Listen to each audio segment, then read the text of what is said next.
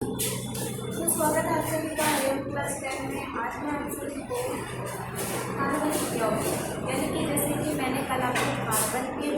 विशिष्ट बताए, यानी कि कार्बन परमाणु संख्या वैसे ही आज मैं आपको कार्बन यौगिक के बारे में बताऊँ, यानी कि आपके कार्बन जो संयुक्त उनके यौगिक होते हैं। कार्बन से जो जुड़ के जो पदार्थ बनता है, जो पदार्थ बनता है,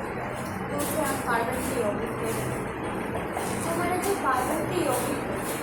वो इनके बहुत सारे महत्व हैं, जैसे कि आपका दैनिक जीवन है, यानी कि आपका डेली लाइफ, तो उसमें आपके कई यूज होते हैं। जैसे कि आपके खाने यूज किया, मतलब खाना खाते हैं तो उसमें आप दाल चावल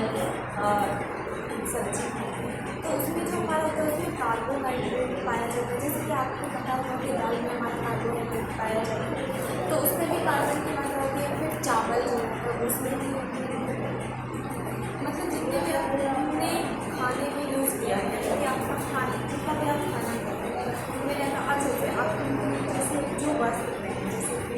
जैसे नायलॉन होते हैं, एक प्रकार के आपने वस्त्रों के नाम से जो टाइप कपड़ों के, तो उस टाइप में क्या होता है कि उन सभी को भी बनाने के लिए उसमें कुछ ना कुछ कार्बन के यौगिक डाले जाते हैं। ठीक है, उसके बाद नेक्स्ट आपका जैसे कि कीटाणुनाशक होता है, जैसे कि आपने नाम सुना होगा DDT का, उन सब में भी हमारे कार्बन की जो यौगिक रहते हैं उनका यूज़ होता है। ठीक है, उसके बाद अगला जैसे कि हमारा होता है TNT, यानी मतलब युद्ध में जो यूज़ होता है, बहुत सारे बम वगैरह के बारे में आप जानते हैं, तो उनमें भी कार्बन के यौगिक से जुड़ के बनाया जाता है। यानी कि आपके दैनिक जीवन में कार्बन का बहुत अधिक महत्व है। यानी कि आप कार्बन के महत्व के बारे में बोले तो यानी कार्बन के यौगिक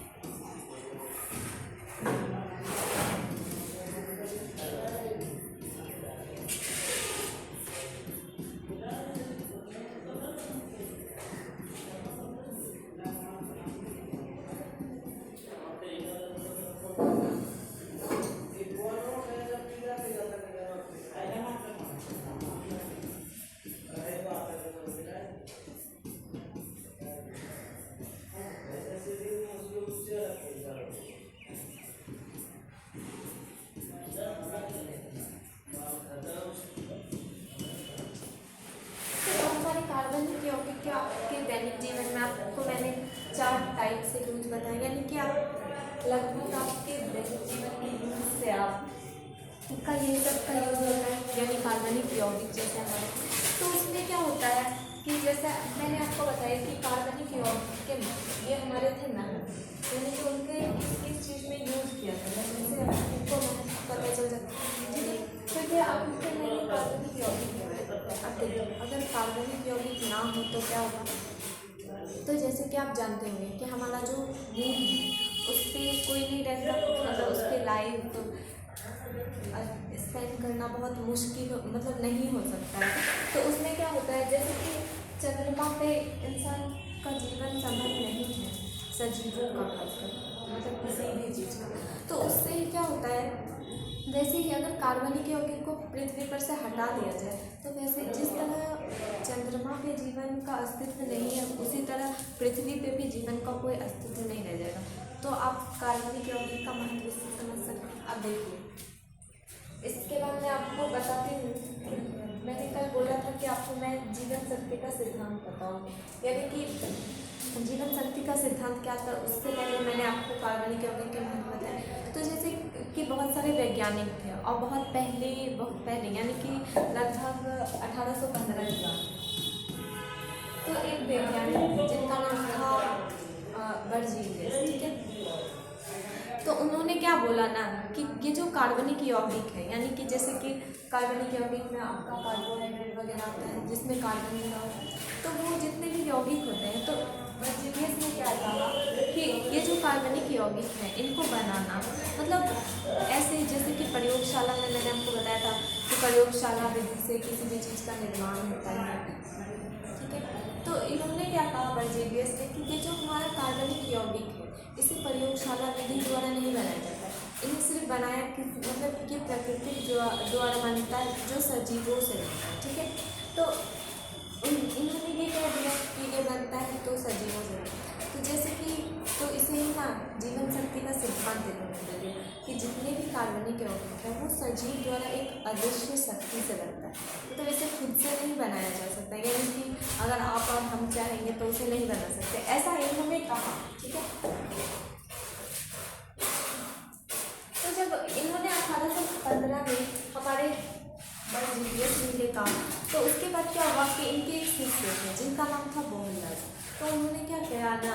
कि वो अमोनिया साइनेट को गर्म कर रहे थे, मतलब प्रयोगशाला में तो कुछ ना कुछ एक्सपेरिमेंट करते रहते हैं, तो ये अमोनिया साइनेट को गर्म कर रहे थे।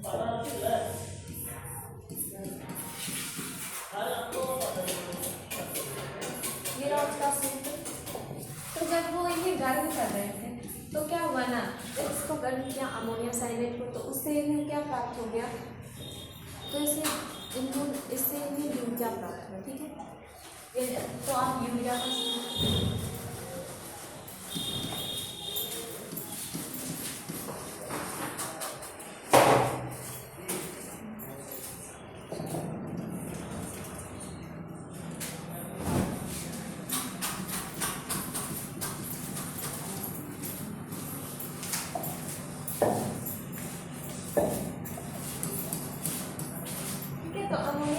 को गर्म करने से यूरिया इन्हें प्राप्त हो गया, तो इसी से क्या हुआ कि ये जो आपका अमोनिया साइनेट ये कार्बनिक यौगिक, तो इससे आपको कार्बनिक यौगिक प्राप्त हुआ, तो इस मतलब कि आपका जो जीवन शक्ति का सिद्धांत था वो तो गलत हो गया, क्योंकि अगर इनके मतलब कि अगर बर्जीलियस के सिद्धांत से देखा जाए तो हमारा जो कार्बनिक यौगिक है उसका निर्माण नहीं किया जा सकता था प्रयोगशाला में, लेकिन इन्होंने क्या किया कि इनका निर्माण कर दिया जिससे कि इनका सिद्धांत गलत हो गया, ठीक है। उसके बाद ऐसे ही कई सारे वैज्ञानिक आए और अभी तक में लगभग 1,60,00,000 से भी ज़्यादा कार्बनिक यौगिकों का निर्माण हो चुका है, यानी कि इनकी आपको गणना गलत हो गई, यानी कि आप बोल सकते हैं कि जीवन शक्ति का सिद्धांत अगर आपको पूछा जाए किसने दिया था तो वो बर्जीलियस है, और इनको गलत किसने साबित किया जिनका नाम बर्जीलियस है, तो इन्होंने इन्हें गलत साबित किया, ठीक है।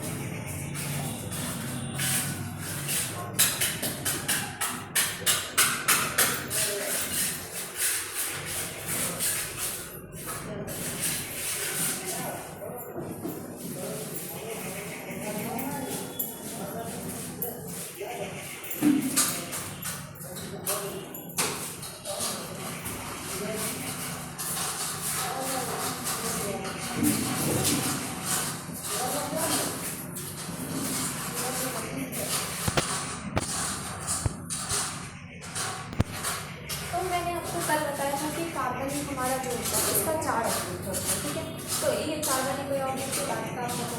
तो कार्बन का 4 अवरोध होता है, तो आज मैं आपको बताती हूँ कि अवरोध होता क्या है। तो अवरोध क्या होता है ना, जिसका कि रासायनिक गुण सेम रहता है, यानी कि जैसे कि हमारा हीरा हो गया, कोयला हो गया, ग्रेफाइट हो गया या प्लेटिनम हो गया, ये 4 हमारे कार्बन के अवरोध थे। तो इनके रासायनिक गुण मतलब सेम है, यानी कि इनकी संयोजकता जैसे जितनी होती थी उतनी ही होगी एक दूसरे, उसके बाद इनकी परमाणु संख्या जितनी होती थी, यानी कि सबका संकेत होता था, यानी सी होता था। तो अगर कहीं हीरा का संकेत पूछा जाए तो आप सी के अलावा कुछ नहीं बोल सकते, क्योंकि वो कार्बन का है और उसका रासायनिक गुण है कि उसका सिर्फ सूचित करते हैं, तो ये नहीं बदलेगा। उसके बाद दूसरा जैसे कि आपका यानी संयोजकता बोला वो भी नहीं बदलेगा, परमाणु संख्या बोला वो भी नहीं बदलेगा, यानी कि आप अपरूप के बारे में अगर पूछा जाए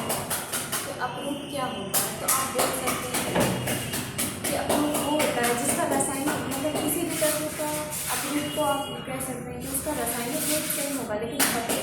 काफ़ी अलग होगा। जैसे मैंने आपको बताया था कि हीरा जो हमारा उसमें कहीं बहुत ज़्यादा चमक होती है, वही कोयला को आप देख लीजिए इन दोनों में बहुत अंतर है।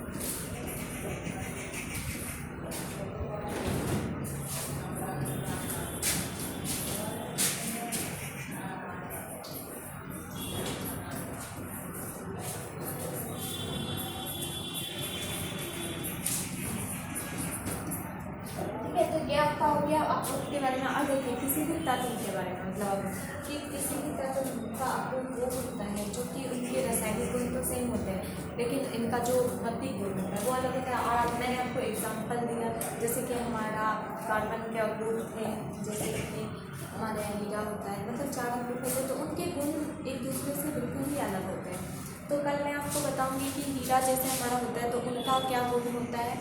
भौतिक और रासायनिक, ठीक है। और ग्रेफाइट, मतलब चारों अप्रूव के बारे में आपको बताऊँ।